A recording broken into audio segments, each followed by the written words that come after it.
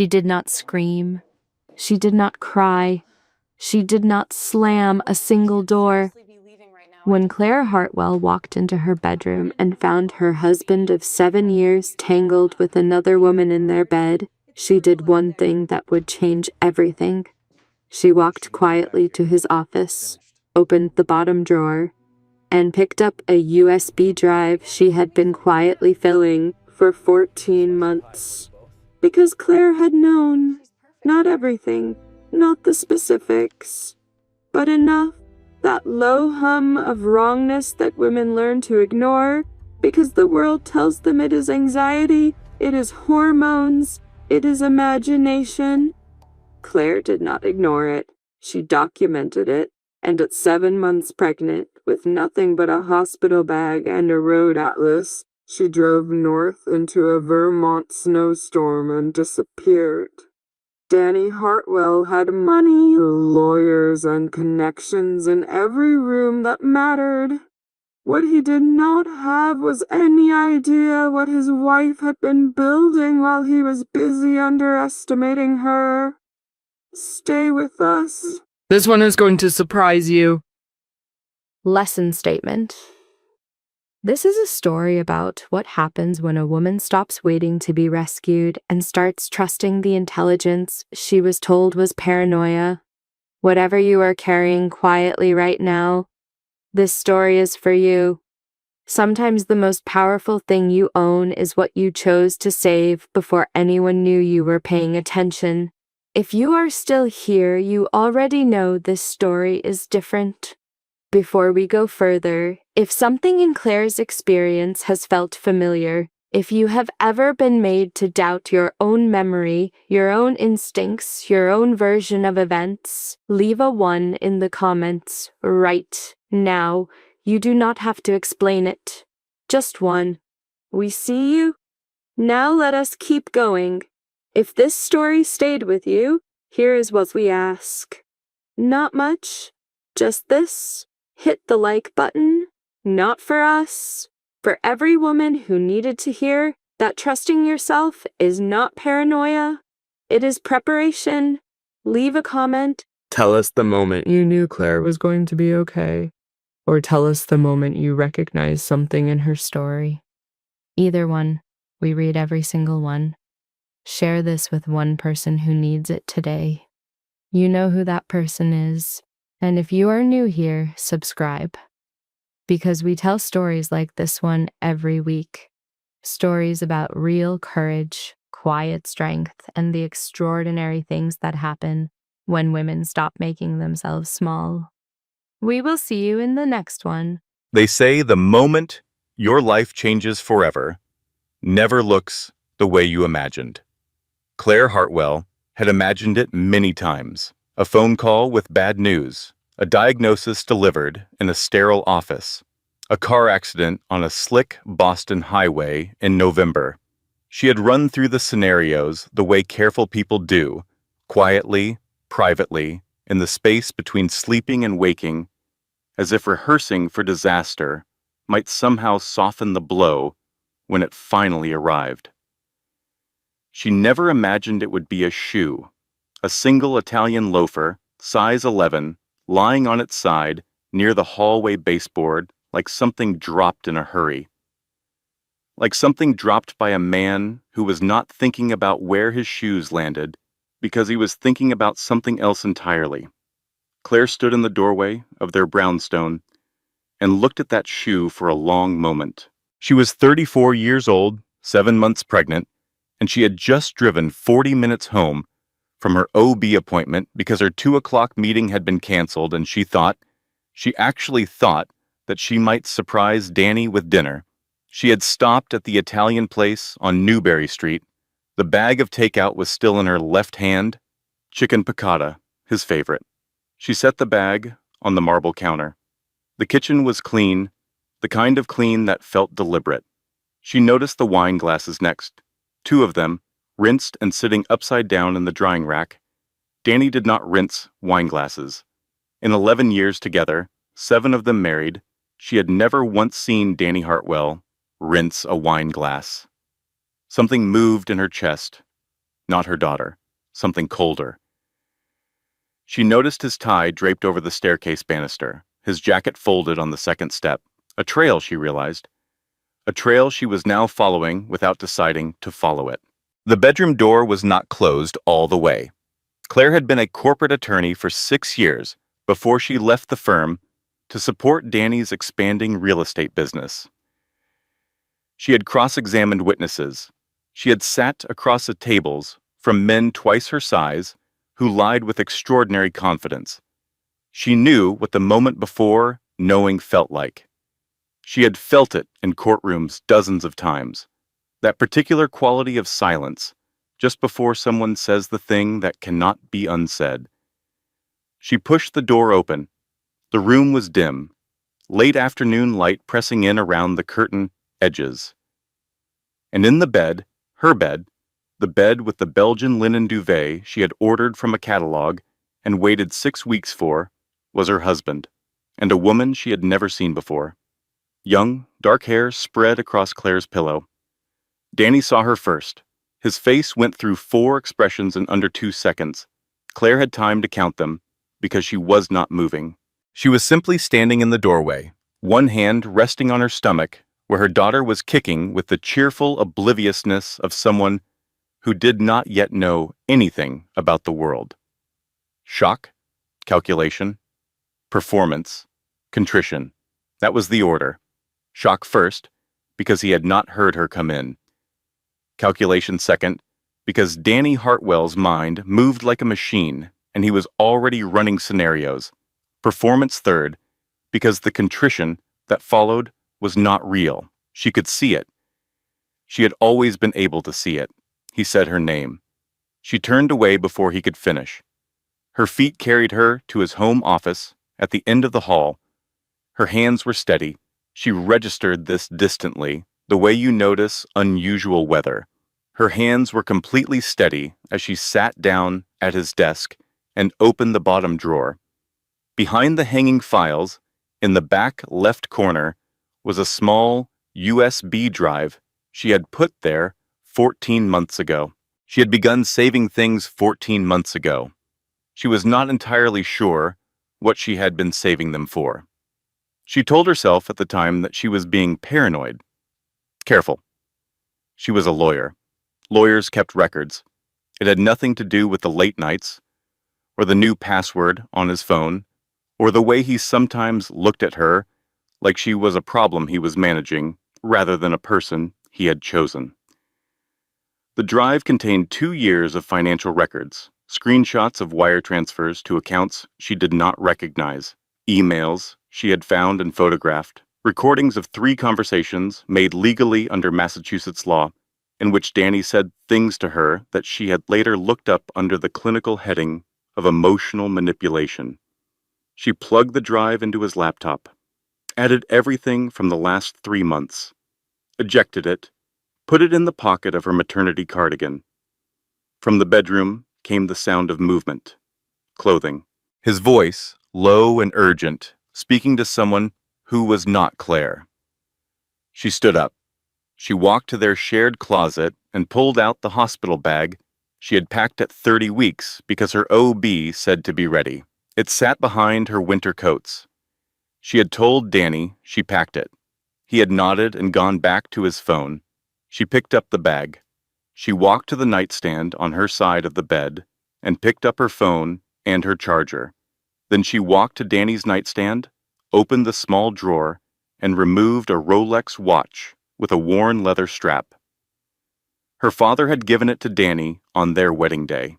Her father, who had died the following spring. The watch had come from her father's estate, and technically, legally, it was hers. Danny appeared in the bedroom doorway. He was wearing his robe. His face had settled on the contrition expression, and he was holding it there with some effort. He said, "Claire, just listen to me for 1 minute." She looked at him once. Then she walked past him, down the hallway, past the Italian loafer still lying on its side by the baseboard, and out the front door. She did not slam it. She pulled it shut behind her with a small, precise click. The November air hit her face, and she stood on the brownstone steps for exactly 3 seconds. Then she walked to her car, put the hospital bag in the back seat, and started the engine. She drove 2 blocks before her hands started shaking. She pulled into a gas station on Com Ave and sat with the engine running. Her phone was buzzing already. Danny's name on the screen, over and over. She turned the phone face down on the passenger seat. She pressed her forehead against the steering wheel. Her daughter kicked, hard, as if to say, I am here. I am still here. Claire sat up straight. She pulled out the worn road atlas she kept in the door pocket, a habit from before smartphones that Danny had always made fun of. She opened it across the steering wheel. Her finger traced Route 93 north out of Boston, into New Hampshire, into Vermont, just north, just away. She had no plan. She had a USB drive, a hospital bag, a road atlas, and her father's watch. She had a daughter who was kicking, with remarkable enthusiasm, for someone who had no idea what was happening. She thought, that will have to be enough. She pulled out of the gas station and drove north. The snow started somewhere around Montpellier. Not aggressive snow, quiet snow. The kind that falls straight down in the dark, like the sky is simply shedding something it no longer needs. Claire had been driving for 4 hours. She had stopped once for gas, paid cash, and eaten a granola bar from the bottom of the hospital bag. The baby was quiet now. The radio was playing an old Carole King song on a station that was starting to fade. She found Millhaven, Vermont by accident. Route 2 East, exit unmarked. She took it because her back was aching, and she needed to stop, and the next town, on the atlas, was still 18 miles ahead. The road curved through dark pines and then opened onto a main street with old buildings and a hardware store and a diner with its lights still on. 1 traffic light, 1 church, 1 pie shop with a hand-lettered sign in the window that read, Marge's Pie and Coffee. Open late because Marge doesn't sleep anyway. Claire pulled into the small parking lot beside it. She sat in the car for a moment. Through the window, she could see a woman behind a counter, silver-haired, moving with the particular efficiency of someone who has been working in the same space for 30 years and knows exactly where everything is without looking. Claire got out of the car. The cold hit her immediately. Vermont cold, which is a different thing from Boston cold. Boston cold is rude. Vermont cold is simply honest. She pushed open the door and a bell chimed above her and warmth rushed out to meet her, along with the smell of butter and cinnamon and coffee and something that made her throat tighten in a way she was not expecting. It smelled like her grandmother's kitchen. It smelled like something she had not thought about in years. The woman behind the counter looked up. She was in her late 60s. Silver hair pulled back with a clip that had a small daisy on it. She was wearing a flannel shirt and an apron that read, The Boss, in block letters. Her eyes were blue and sharp, and they took in Claire's situation. The pregnant belly, the city clothes, the eyes that had clearly been crying, even if Claire herself would have denied it, in about 2 seconds flat. She said, You look like you've had a day. Claire said, That's one way to put it. Sit down. I'll get you decaf. I don't need... Sit down, honey. Your feet are swollen, and you've been driving in snow. Sit. Claire sat. The counter stool was vinyl, red, slightly cracked on one side. She folded her hands around the coffee mug the woman set in front of her and felt some locked thing in her chest begin very slightly to loosen. I'm Marge, the woman said. This is my place. You need pie. I'm not really hungry. That wasn't a question. Marge was already cutting a slice of something golden and fragrant. Apple with a cheddar crust. She set it on the counter with a fork. You from Boston? Claire looked up. How did you know? Your coat. Nobody in Vermont buys a coat that color. Where are you headed? I'm not sure yet. Marge looked at her steadily. Running from something or running to something? I'm not running, Claire said. Then, after a pause, I'm relocating spontaneously. Marge made a sound that might have been a laugh. That's the most lawyer answer I've ever heard, and I've lived next to an attorney for 20 years. Eat your pie. Claire ate her pie. It was, objectively, the best thing she had eaten in recent memory, and she had eaten at some very expensive restaurants. The bell above the door chimed again. A man came in, stamping snow off his boots, tall, lean, dark flannel jacket, with a volunteer fire department patch on the sleeve. Dark hair, with a little gray at the temples. He was carrying 2 paper bags from what looked like a hardware store. He stopped when he saw Claire, looked at his mother, looked at Claire, looked at his mother again. Marge said, "Connor, this is..." She looked at Claire. "Claire," Claire said. "This is Claire. She's relocating spontaneously. Set those bags down and get yourself some coffee." Connor Kowalski set the bags down and got himself some coffee and sat 2 stools away from Claire, with the careful body language of a man who was not entirely sure what was happening but had enough sense not to ask too many questions. He had gray-green eyes and hands that were clearly used to actual work. He looked like a man who fixed things. He said, "Snowing pretty good out there." "Yes," Claire said. "Road okay coming in?" "I slid a little on the curve near the exit." "Yeah, that curve's bad. Town's been arguing about putting up a warning sign for 11 years. He drank his coffee. "They'll probably get around to it." Something about his complete lack of performance, no charm offensive, no attempt to be interesting, struck her as the most restful thing she had encountered in a very long time.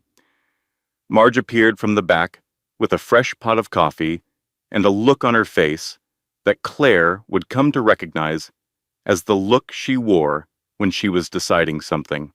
"I've got a room above the shop," Marge said. "My husband passed 3 years ago. Nobody's using it.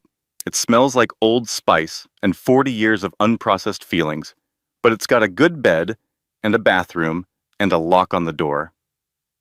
Claire said, "I couldn't impose." "You're not imposing. I'm offering." "There's a difference." Marge poured coffee with the finality of someone who has already made up their mind. $600 a month, utilities included, no drama. Claire almost laughed at that. "I can pay 3 months up front," she said, thinking of the personal savings account she had opened 18 months ago, quietly, in her own name alone, at a bank Danny did not use. She had been moving money into it slowly. She had told herself she was being paranoid. She was grateful now for her paranoia. "Then it's settled," Marge said. "Connor, take her bag up the back stairs." Connor stood without comment and picked up the hospital bag from where Claire had set it by the door.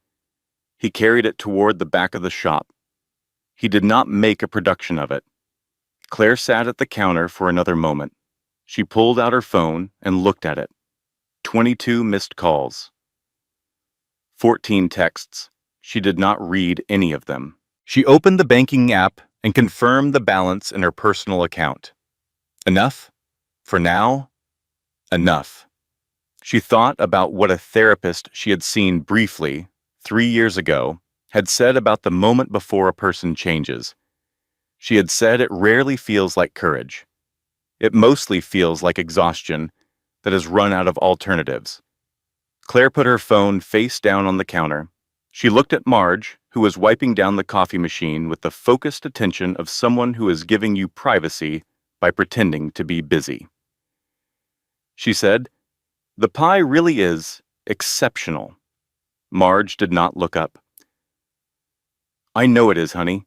I've been making it for 40 years. The room above Marge's pie and coffee was small and warm and smelled, as advertised, of Old Spice. There was a quilt on the bed that had clearly been made by hand, a braided rug on the floor, a window that looked out onto the alley behind the shop, and beyond that, a small yard where a woodpile stood covered in snow. A bathroom with a claw-foot tub that Claire decided immediately she was going to use every single day. She did not sleep well that first night. The baby moved for hours, restless, and Claire lay on her side, with one hand on her stomach, listening to the unfamiliar sounds of a small town settling into quiet.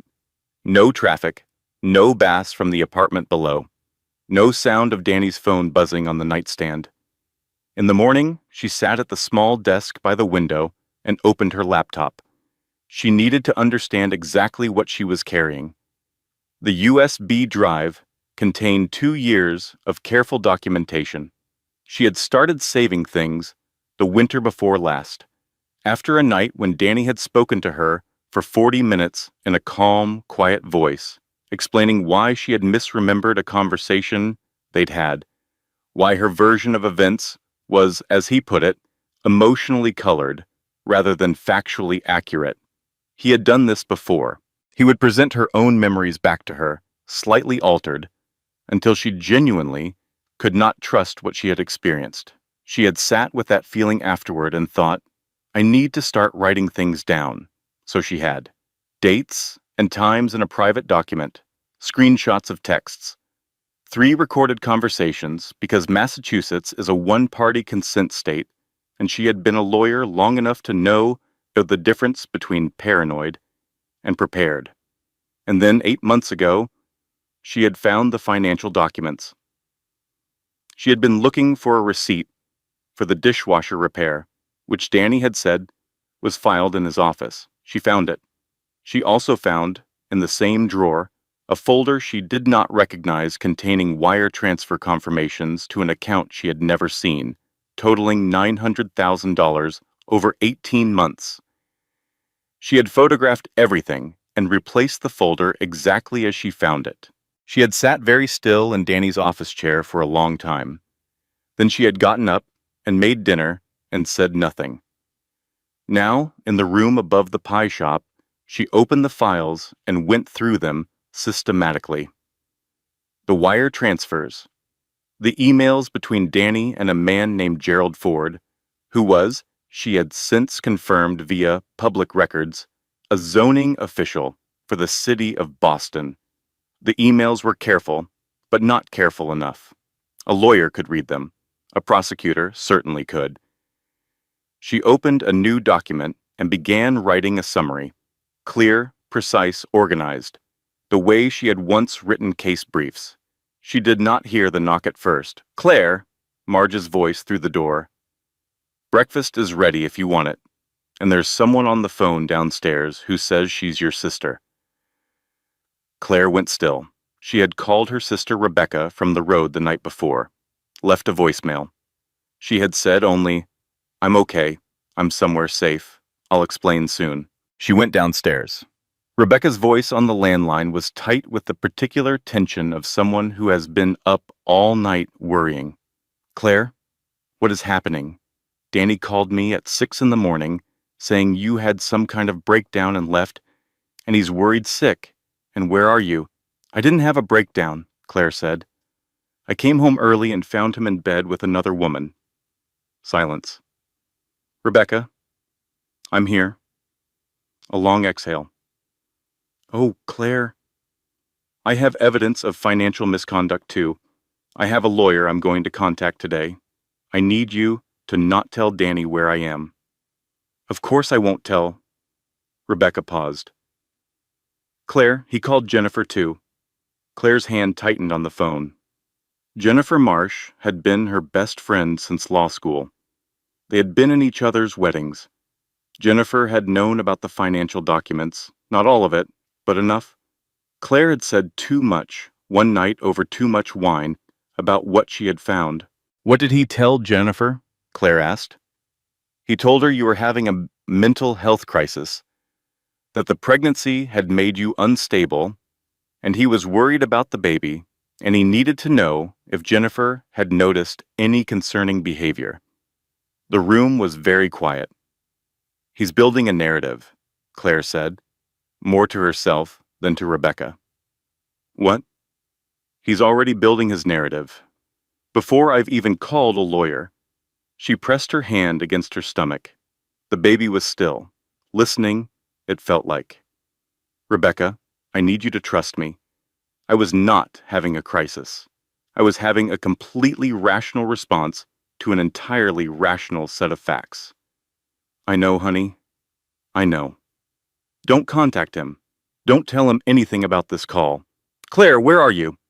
She looked out the window of Marge's shop into the quiet Vermont morning. Snow on the window boxes, a cardinal sitting on the fence. Connor Kowalski's truck pulling out of the alley with a load of firewood in the bed. Somewhere I can think, she said. After she hung up, she sat at the counter. Marge set a plate of eggs in front of her without comment. My husband, Claire said, is going to try to make people think I'm unstable. Marge pulled up a stool on the other side of the counter. And are you? No. Then that'll be a hard case to make. She poured 2 coffees. What are you going to do about it? Claire looked at her eggs, then she looked at Marge. I need to find an attorney, a good one, someone who doesn't know my husband. My son knows a woman in Burlington, Diane Fletcher. She handled his divorce a few years back. Marge sipped her coffee. She's like a very well-dressed Rottweiler. That's exactly what I need, Claire said. Diane Fletcher's office occupied the top floor of a converted Victorian on Church Street in Burlington. Connor drove Claire the hour south in his truck, which smelled of sawdust and pine. He did not ask her to explain her situation. He did not offer opinions. He listened to a country radio station at low volume, and once, when the roads got slick going through Waterbury, he said, "Patch of black ice here," in the same tone he might use to say the coffee was ready. Claire sat with her hands in her lap and looked out the window at Lake Champlain appearing between the hills and felt, oddly, like she could breathe. Diane Fletcher was 55, slim, wearing a charcoal blazer, and the expression of a woman who has heard everything and is startled by nothing. She shook Claire's hand with a firm grip and gestured to a chair. "Tell me everything," she said. "Start from the beginning, and don't leave anything out, because I will figure out anything you leave out eventually, and it's easier for both of us if I have it now." Claire told her everything. It took 45 minutes. Diane took notes without interrupting. When Claire finished, Diane sat back and looked at the ceiling for a moment. "The wire transfers," she said. "You're certain of the amounts?" $940,000 over 18 months. I have the confirmation numbers. And the emails with the zoning official. 17 emails. I have screenshots of all of them. Diane nodded slowly. "Claire, this is not just a divorce case. I know. What's on that drive could result in federal charges against your husband, wire fraud, tax evasion, potentially bribery. I know. You understand that he will fight with everything he has to discredit you. I know that too." Diane looked at her directly. "Good. Because the first thing he's going to do is go after your fitness as a mother. He'll claim instability, abandonment of the marital home, possibly theft of company documents. He will try to make this about you rather than about him." Claire felt the familiar cold settle in her chest. "What do we do?" "We document everything from this moment forward. Every phone call, every text, every contact from him or his representatives. We establish your mental stability proactively, which means I want you seeing a therapist. Not because you need it." Diane raised a hand. "Although frankly, given what you've described, it wouldn't hurt. But because I want a licensed professional on record stating that you are a competent, stable, caring mother-to-be." "Okay." "And we file first. Today, if possible. I want our divorce petition in before his. I want adultery on the record, emotional abuse on the record, and financial misconduct on the record. Diane picked up her pen. He's been building his narrative for 12 hours. We start building ours right now.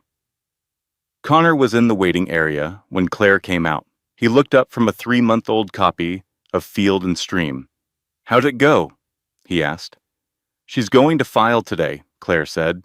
She called it financial misconduct, emotional abuse, and adultery. Connor stood up. "That cover everything?" Claire considered. "Pretty thoroughly, yes."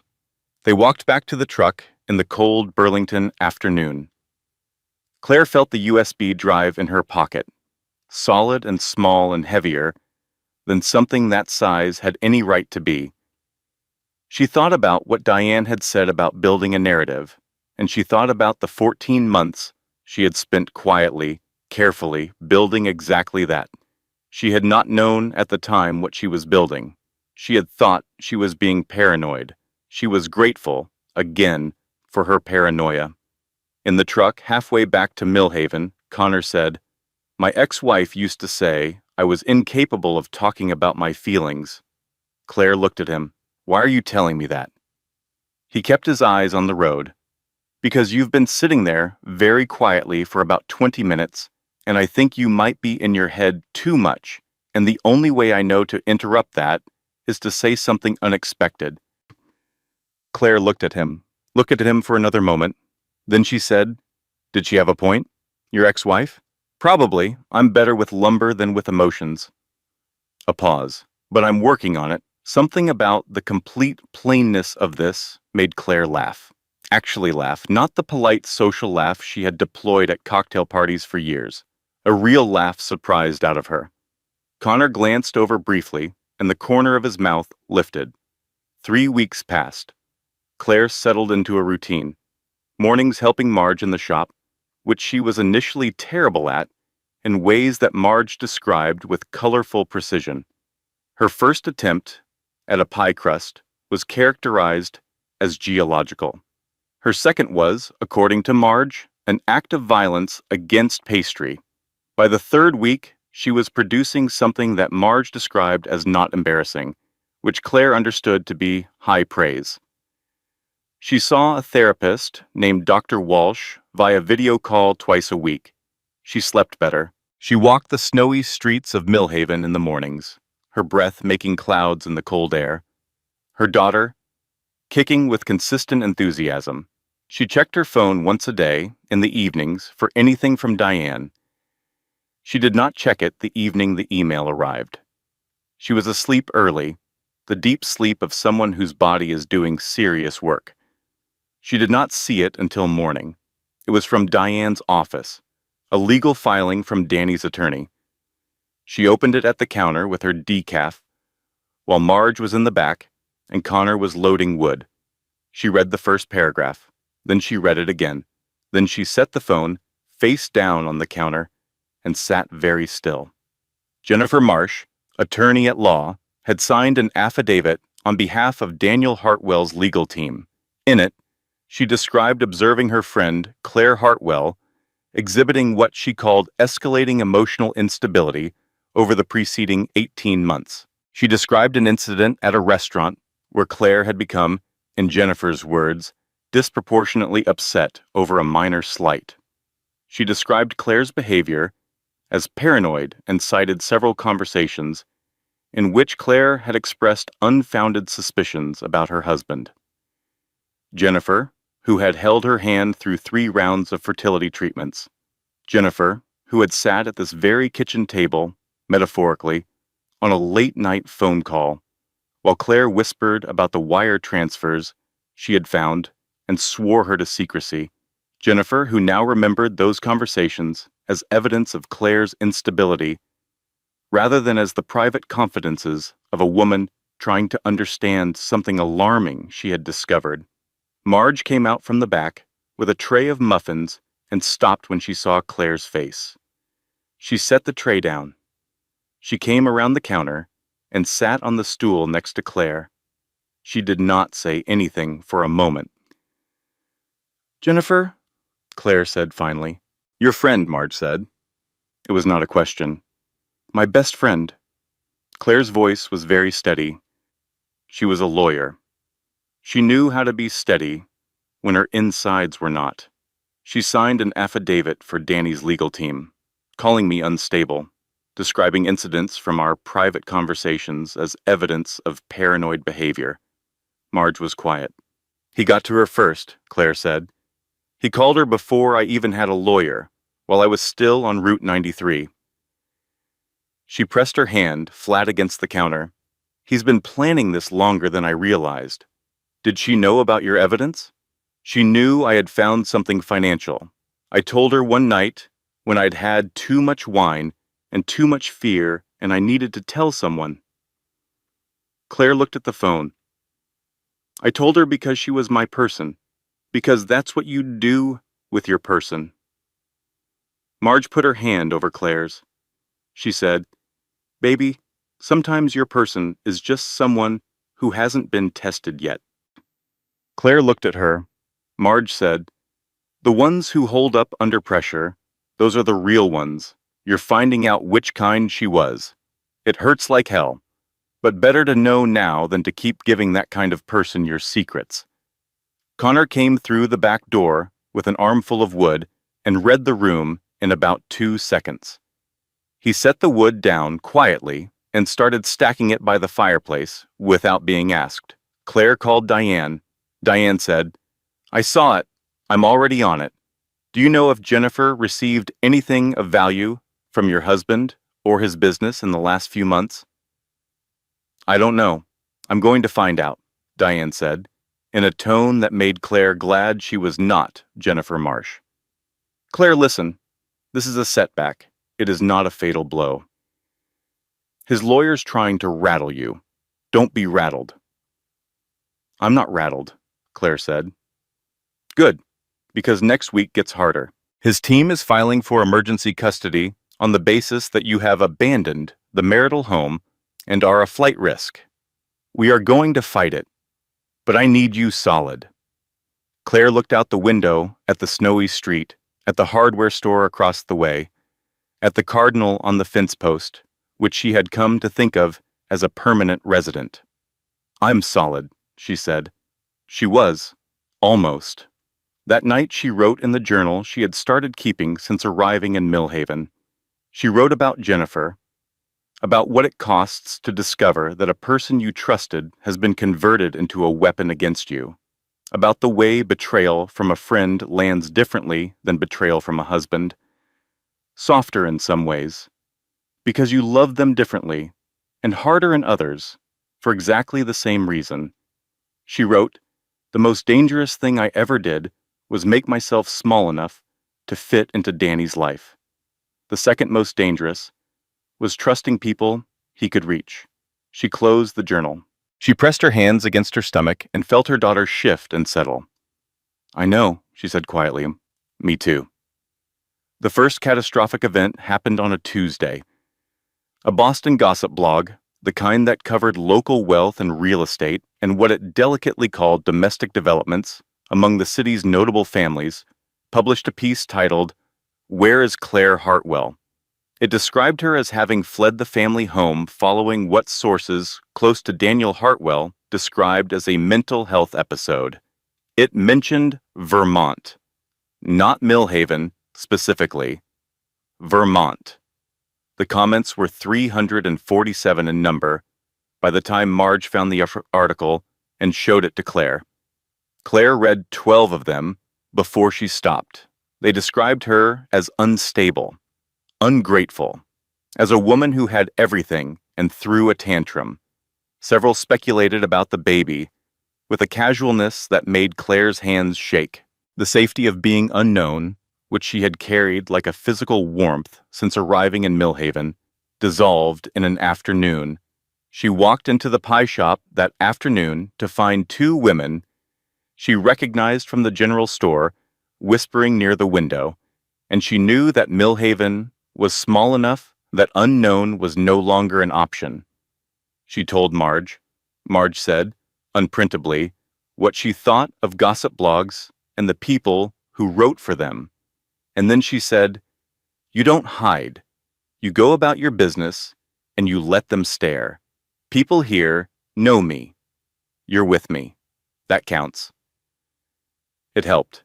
Not entirely, but it helped. The second catastrophic event happened on a Thursday. Claire was in the pie shop kitchen attempting a batch of snickerdoodles, which she had chosen because they were forgiving and she needed something forgiving. She had been on her feet since 6, and her back had been aching for 2 days, and she had not slept well, and she had been trying very hard not to think about the emergency custody filing. She dropped the mixing bowl, reached for it. The room tilted. She heard Marge's voice from very far away. She felt the floor against her knees. She thought, distinctly and clearly, this cannot happen. Then she stopped thinking clearly. Connor was there. She was not certain how. Only that one moment she was on the kitchen floor and the next she was in the passenger seat of his truck. Moving fast on a clear road, and he was on his phone with one hand and driving with the other. She said, "I'm okay." "You're not okay. You passed out." "I didn't pass out, Claire." His voice was very steady, the voice he probably used at fire scenes. "You went down in the kitchen. I carried you out. We are 40 minutes from Burlington General, and I need you to stay awake." The baby was moving. That steadied her. She pressed her hand flat on her stomach and felt the movement and breathed. Burlington General. A room. A doctor with a kind face and a serious expression. Stress-related episode. The baby was okay. The baby's heart rate was strong, the doctor said, with the particular admiration of a professional for something doing its job well under pressure. But Claire needed to reduce her stress load and increase her rest and eliminate, to whatever degree possible, the sources of acute anxiety. Claire looked at the ceiling of the exam room. "My source of acute anxiety," she said, "is a 6'2" man with an 8-figure net worth and a very good legal team." The doctor said gently, "I'll put that in the notes." She was alone in the room for a while before the nurse came back with discharge paperwork. She lay there and did the thing she had been refusing to do since arriving in Vermont. She let herself be frightened, not for herself, but for her daughter. That particular fear was different from any other fear she had ever known. It had no bottom to it. It went down and down. She was still in that fear when the nurse opened the door and said, "Your friend is still in the waiting room if you want him to come in." Claire said, "He's here? He hasn't moved in 3 hours." She was quiet for a moment. "Yes, send him in." Connor came in with a coffee from the hospital cafeteria in each hand and the expression of a man who had been worrying hard and was not going to make a production of it. He handed her the coffee. He sat in the chair by the bed. He said, "Baby's okay?" "Yes." He nodded. They sat in silence for a while, and it was, she thought, the most comfortable silence she had experienced in years. Danny's silences had always had something in them. A test, a judgment, a waiting. Connor's silence was just silence. He was simply there. The third catastrophic event happened on a Friday. Danny's car was a silver Mercedes that Claire recognized from 40 feet away. It pulled up in front of Marge's at 9 in the morning, and he got out in a gray cashmere coat and stood on the sidewalk of Millhaven, Vermont, like a man who intended to be noticed. He came into the shop with flowers, yellow tulips. He handed them to Marge with a smile that had worked on most people most of his life. "You must be Margaret, Danny Hartwell.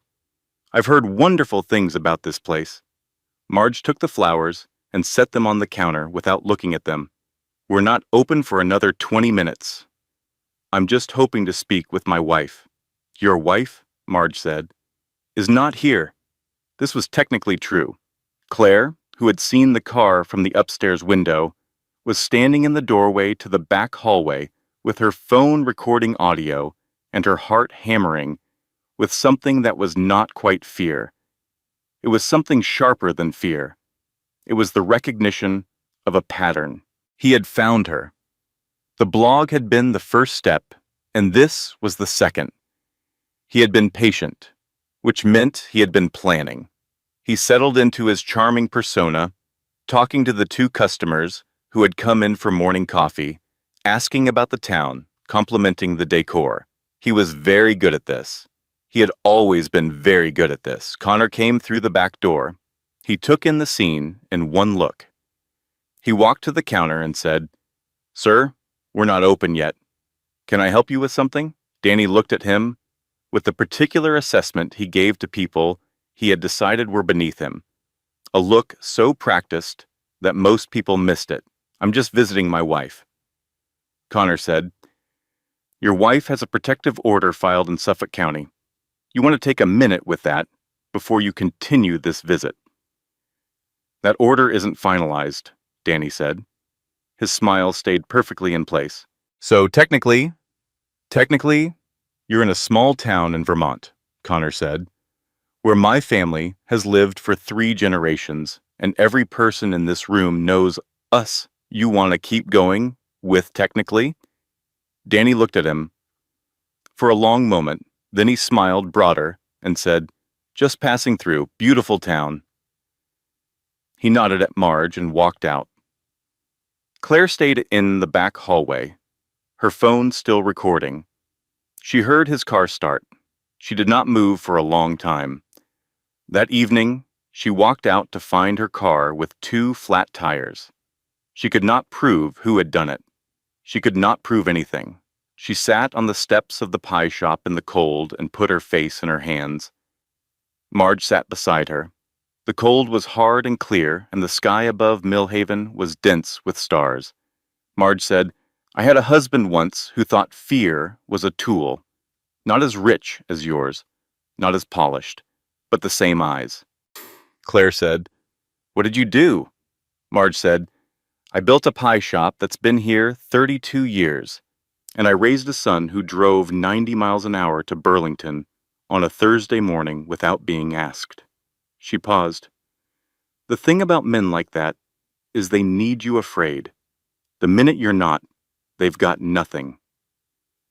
Claire looked up at the stars. She thought about the USB drive in her pocket, about Diane Fletcher in Burlington who was, at that very moment, building a case that would make Danny Hartwell's worst fears feel optimistic.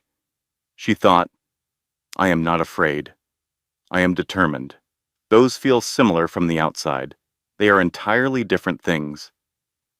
The settlement offer arrived on a Wednesday morning, 6 weeks after Claire had left Boston. Diane called at 8 o'clock with a tone of carefully managed neutrality that told Claire this was something to pay attention to. Full custody of the baby to Claire. Permanent relocation rights, meaning she could stay in Vermont. Generous support payments, monthly, for 18 years. A lump sum for housing. And a clean, uncontested divorce. In exchange, the financial documents on the USB drive would be treated as confidential within the divorce proceeding, not referred to any external investigative authority. Claire sat with her coffee at the counter in Marge's. Marge had gone to the wholesale market. Connor was in the back, repairing a section of rotten floor joist. She could hear his hammer, steady and rhythmic. She thought about what the offer meant. It meant the baby would be safe. It meant she would never have to set foot in a Boston courtroom while 8 months pregnant. It meant no more private investigators, no more gossip blogs, no more flat tires that she couldn't prove were his fault.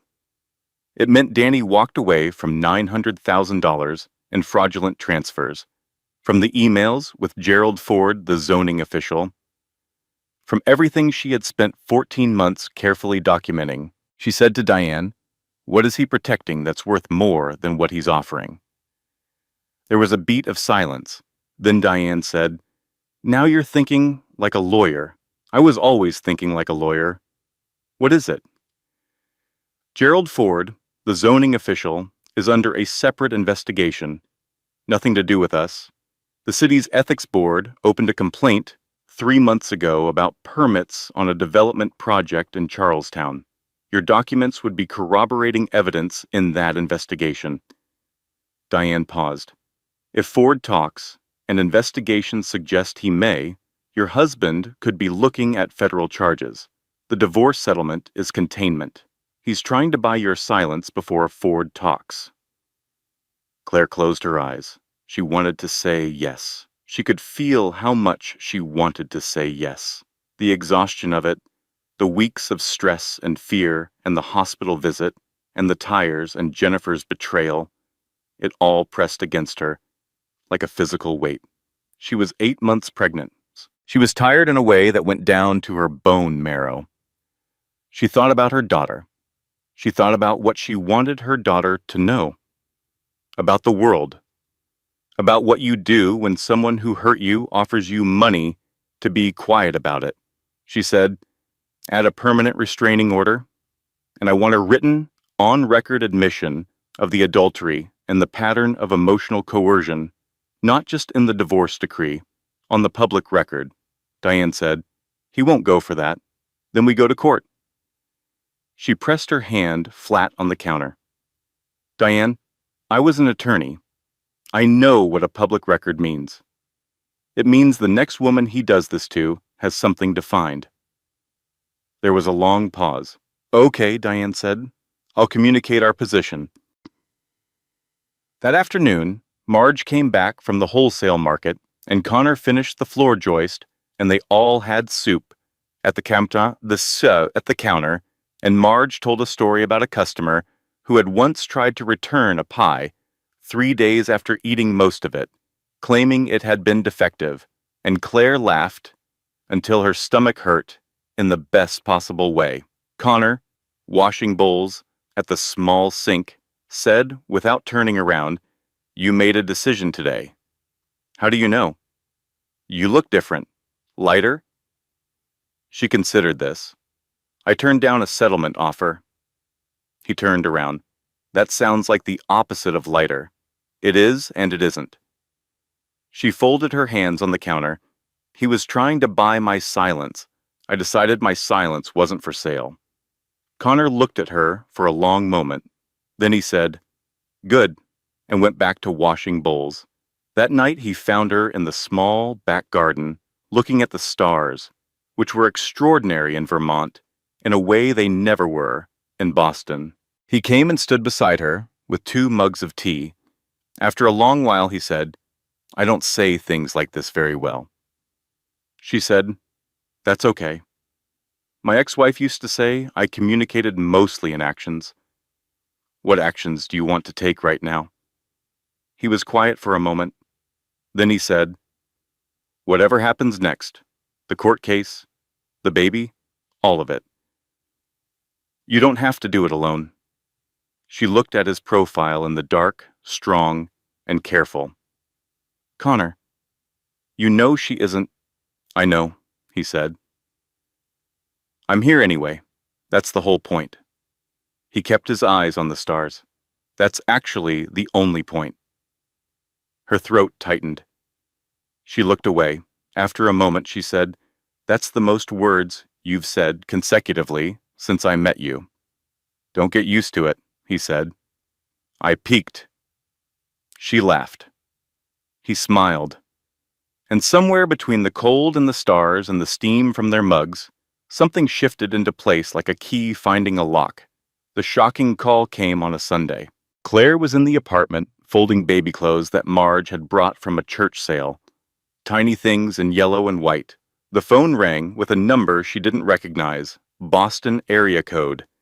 She answered because Diane had told her to document all contact. "Claire?" A woman's voice.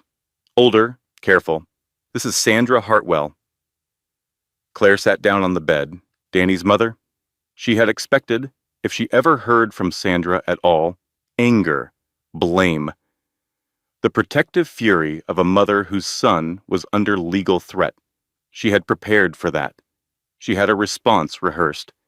She was not prepared for what Sandra actually said. I know you don't have any reason to trust me. I'm not asking you to trust me. I'm asking you to listen for 3 minutes. Claire said nothing. She pressed record on her phone.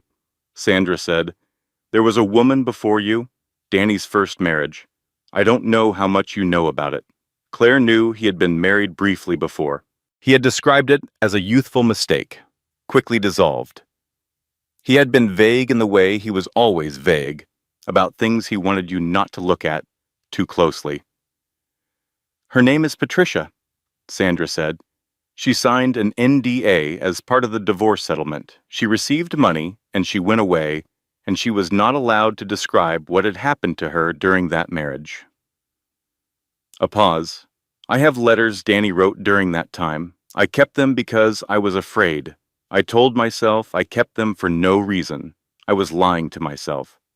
Claire pressed her free hand flat on her knee. "He said the same things about Patricia that he's saying about you," Sandra said. "Unstable, paranoid, emotionally compromised. He had people who said it for him then too." Her voice was very controlled. Too controlled, the control of someone who has been carrying something for a long time. "Claire, I should have stopped it the first time. I didn't. I believed him over her because he was my son, and it was easier to believe him." A pause. "I can't do it again?" Claire's heart was hitting her ribs. "What are you offering?" she asked. Her voice was steady. She had been a lawyer. "Patricia's phone number, and the letters, and my testimony, if your attorney believes it would be useful." Claire thought about what this meant, about Danny's entire narrative, the devoted husband with the mentally unstable wife, crumbling from its own foundation, about a judge hearing not about one woman's alleged instability, but about a pattern, a deliberate, repeated pattern with different women, same strategy, same words. She thought about Patricia, whoever she was, who had signed an NDA and gone away and never been able to tell anyone what had happened to her. She said, "Sandra, why now?" A very long pause. "I have a granddaughter coming," Sandra said. "I want to be someone she can be told about." Claire sat in the tiny Vermont apartment with baby clothes in her lap and the phone pressed to her ear, and she breathed very carefully.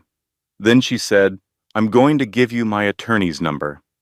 The Boston courthouse on a gray November morning.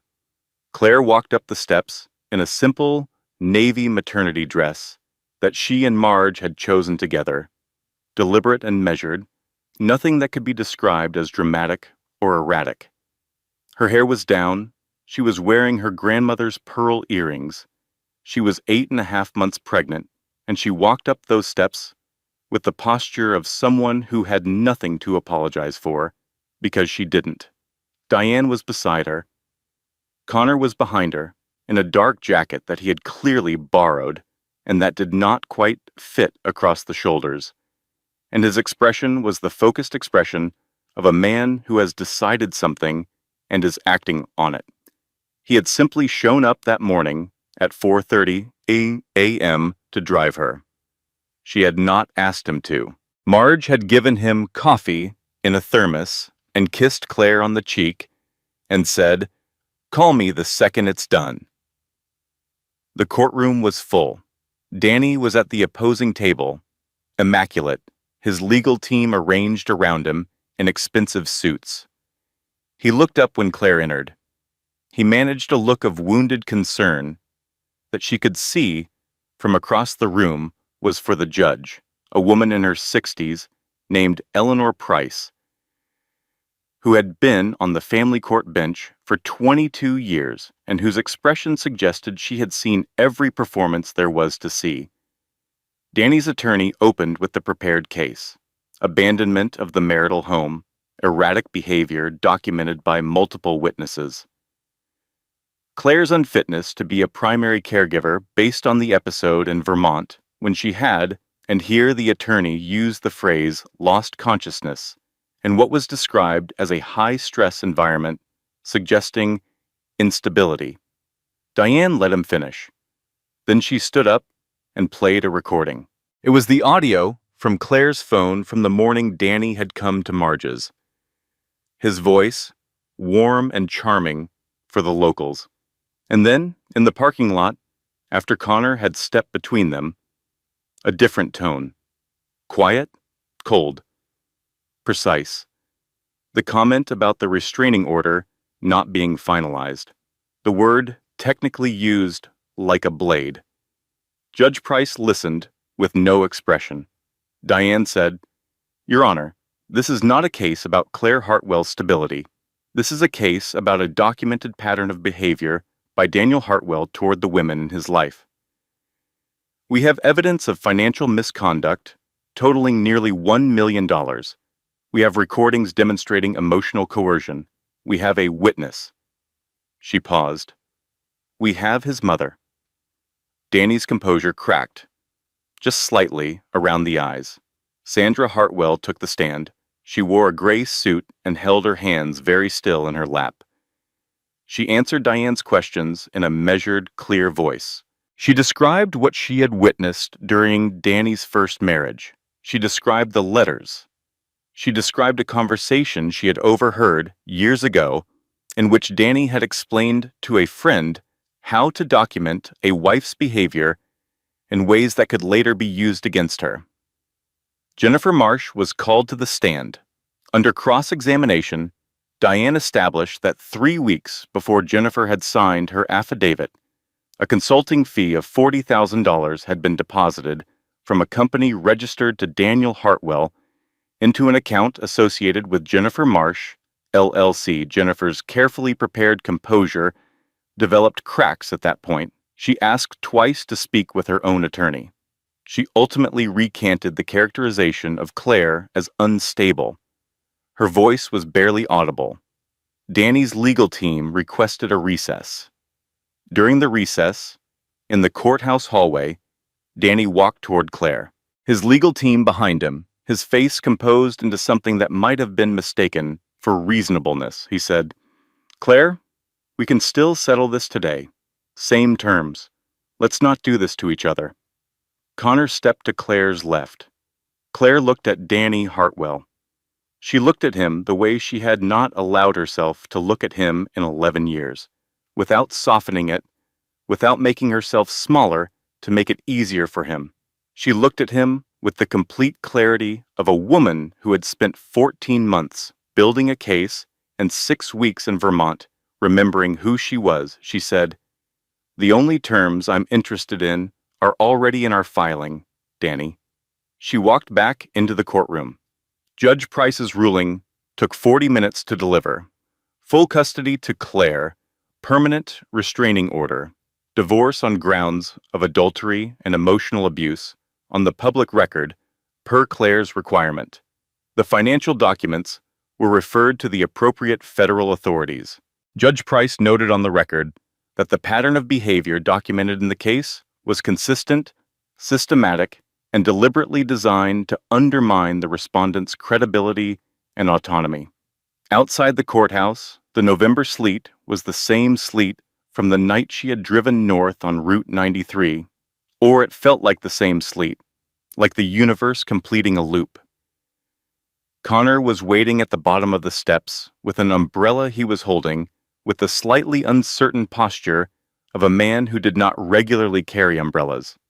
She reached him, and he opened it over them both. He said, "You ready to go home?" She thought about what he meant by home. The room above Marge's, the counter with the cracked red vinyl stool, the clawfoot tub, the sound of the cardinal on the fence in the morning, the smell of pie and coffee and pine and Vermont winter. She said, "Yes." They were 40 minutes south of Burlington when she said, "Connor? Yeah. I think my water just broke." A beat of silence. He looked at her. She looked at him. He said, "In the truck." "I'm sorry." He said, "Okay." He was already reaching for his phone, already accelerating, already completely calm in the way he was calm at fire scenes. "Okay, Burlington General, 22 minutes. You don't have to." Claire. He did not look away from the road. Stop finishing that sentence. I'm here. That's it. That's the whole thing. She breathed. The sleet was coming down steadily. His hands were steady on the wheel. She thought distantly about the woman she had been 11 years ago, who had married a man because he was confident and successful and made her feel chosen, who had spent years making herself smaller and quieter to fit inside a life that was never hers. She thought, that woman also made 14 months of careful, quiet notes and saved a USB drive behind a folder in a bottom drawer and knew, on some level, that never stopped knowing, that she deserved better. She had listened to herself. Eventually. That had been the whole thing. The lights of Burlington appeared through the sleet. Almost there, Connor said. I know, she said. I know. Grace Ellen Hartwell was born at 8:43 p.m. On a Thursday in November at Burlington General Hospital, with a cry that the attending nurse described as emphatic. She had Claire's eyes and dark hair, and from the first minutes of her life, she held on to whatever she could reach with a grip that surprised everyone in the room. Marge arrived at the hospital at 11 p.m. with 3 pies in a carrier bag. She said she hadn't known what the situation called for and had brought options. There was apple cheddar, blueberry, and something she called a victory pie, which was coconut cream with a slightly erratic meringue. Connor was already there. He had been in the waiting room since 8:15. He came in when Marge arrived, wearing the borrowed jacket that didn't fit across the shoulders, and he held Grace with the particular carefulness of a man who builds things and understands the value of proper handling. He said, "She's perfect." Marge, looking over his shoulder, said, "She looks like her mother, strong face." Connor said, without looking up from Grace, "Yes, she does." Claire watched them from the bed, her daughter in Connor's arms, Marge cutting pie on the windowsill tray, because Marge brought a pie server as a matter of course. The sleet against the windows, the warm light, the sound of Grace making small, discovering sounds at the edge of sleep. She thought, this is what I was building toward, not this specific room, not these specific people. Something like this, something that felt like you could put your full weight on it and it would hold. Spring came early to Millhaven that year. The tulips in the window boxes were up by late March. Marge started her seedlings in the back room. Connor built a raised bed in the garden behind the shop, which he said was for vegetables, and Marge said was a completely transparent excuse to spend more time nearby. The federal investigation into Daniel Hartwell's financial affairs resulted, in April, in a plea agreement. Reduced charges, financial penalties, community service. His name was on the public record in connection with the scheme exactly as Claire had required in her divorce terms. Patricia, the first wife, called Claire in February. They spoke for 2 hours. Claire told Diane afterward that the call had been, in equal parts, devastating and necessary, and that she thought Patricia should speak with a good attorney in her own state about certain aspects of her NDA. Diane said, "I can recommend someone." Claire passed the Vermont bar exam in March. Her first case was a referral from a women's shelter network, a woman who had called from a gas station somewhere in New Hampshire with no plan and no destination and a hospital bag in the back seat. Claire drove to meet her herself. She was setting up a small family law practice with an office on Millhaven's Main Street, 2 doors down from the pie shop. The sign in the window said, simply, Hartwell Law.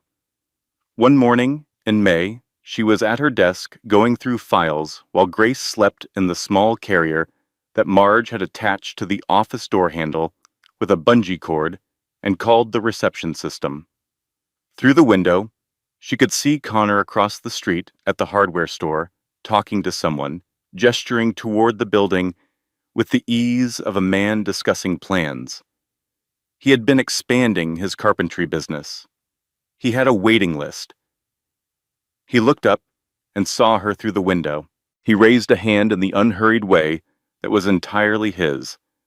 She raised hers. There was nothing dramatic about it.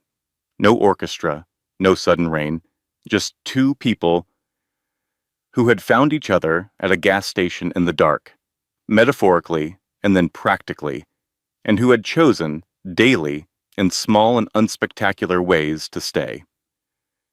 That evening, she sat in the back garden with her journal, while Grace slept in the carrier against her chest. The cardinal was on the fence. Marge was talking to her seedlings through the back window. Connor was somewhere in the building, the sound of him working, steady and quiet. She opened the journal to a fresh page. She wrote, "I used to think strength meant never breaking. Now I think it means knowing exactly what you are willing to break for. I broke for Grace. I broke for the woman I was before I learned to make myself smaller. I broke for every version of myself that looked at the life she was living and thought quietly, in the space between sleeping and waking, I deserve more than this." She paused. She wrote, "The USB drive is in Grace's memory box now, next to her hospital bracelet and a dried flower from Marge's window box, and a photograph of the four of us in the pie shop on Thanksgiving. Marge in her apron, and Connor with Grace asleep against his shoulder, and me looking at them both with an expression I recognize now as the specific look of a person who cannot quite believe their own life." She looked up at the evening sky over Vermont. She wrote, "What I would tell the woman on Route 93, driving north in the snow with no plan. You are allowed to leave.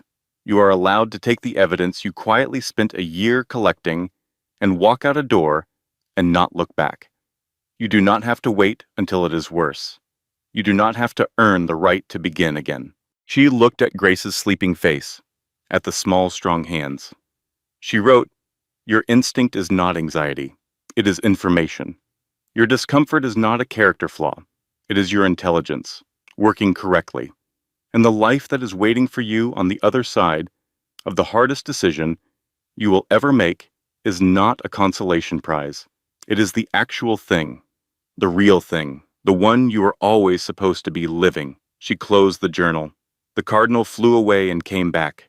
Marge was still talking to her seedlings. Connor appeared in the back doorway with 2 mugs of tea and the slight uncertainty he always had about interrupting. She said, "Come sit." He came and sat beside her on the garden bench. He was careful not to wake Grace.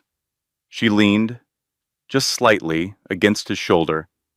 He did not say anything. He handed her the tea, and they sat in the May evening while the light went slowly gold and then pink, and then the deep particular blue of Vermont and almost summer. From somewhere inside, Marge's voice, "Connor, I need you to move the seedling trays before you get comfortable out there."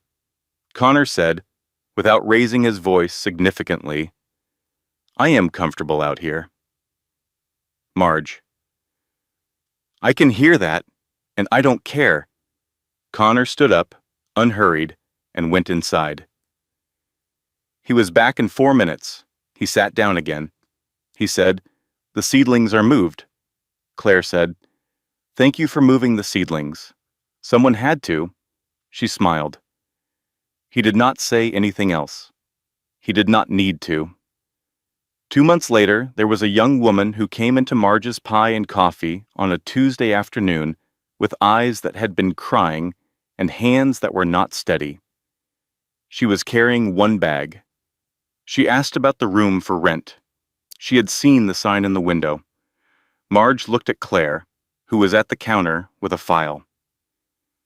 Claire put the file down. She pulled out a chair. She said, "Sit down. Let me get you some coffee. Fair warning, the pie here is genuinely exceptional." She set a mug on the counter, "And you don't have to explain anything tonight. You just have to sit here and be warm." The young woman sat down. She wrapped both hands around the mug. Her shoulders dropped, just slightly, the way shoulders drop when they have been held tight for a long time, and something in the room tells them they are allowed to let go. Marge appeared from the back. She looked at the young woman. She looked at Claire. She said, "I'll cut some pie." Outside, Millhaven went about its evening, the hardware store closing, the cardinal on the fence, Connor's truck pulling into the alley, the light over the mountains going slow and golden, the way good things go, without drama, without announcement. The bell above the door chimed. Grace, strapped to Claire's chest in the carrier, opened her eyes. She looked at the young woman the way new people are looked at by babies, with complete and fearless attention, as if to say, "I see you. You are here." That is enough to begin with. That is more than enough.